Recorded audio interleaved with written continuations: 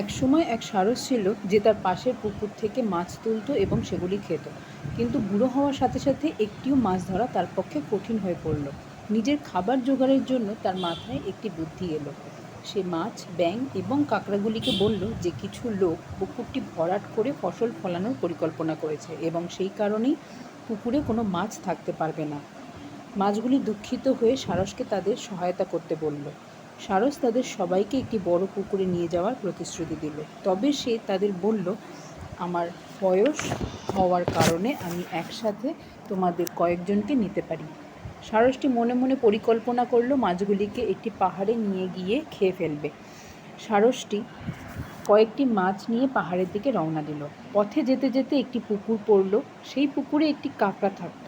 সেও ওই বড় পুকুরে যেতে চাইল। সারস কাঁকড়াটিকে খাওয়ার কথা ভেবে তাকে নিয়ে যেতে রাজি হলো। পথে কাঁকড়া সারসকে জিজ্ঞাসা করল, বড় পুকুরটি কোথায়? সারস হেসে পাহাড়টির দিকে ইশারা করল। কাঁকড়া বুঝতে পারল এবং নিজেকে ও মাছগুলিকে বাঁচানোর জন্য একটি উপায় ভাবল। সে সারসকে বলল, তুমি আসার সময় ওই পুকুরে একটি মাছ ফেলে এসেছো, ওকেও নিয়ে আসতে হবে। সারস সেই পুকুরে ফিরে যেতে বাধ্য হলো। ফিরে যাওয়ার পথে কাঁকড়া মাছগুলিকে সব কিছু ইশারায় বলল। পুকুরে পৌঁছানোর পর যখনই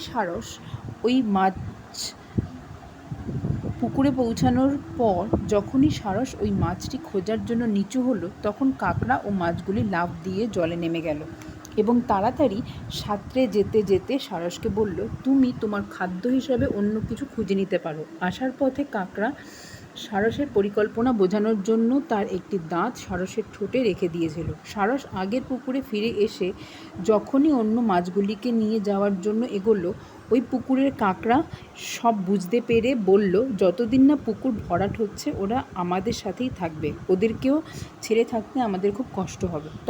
তারপর ওই কাঁকড়াটি সারসকে বলল, তুমি যখন পুকুর ভরাট হওয়া শুরু হবে তখন ওদের সাথে আমাদের ও বাকি কাঁকড়া এবং ব্যাঙেদের ওই বড় পুকুরে নিয়ে যেও। সারস হতাশ হয়ে বাড়ি ফিরে এলো। এভাবে সারসের হাত থেকে সবাই বাঁচল।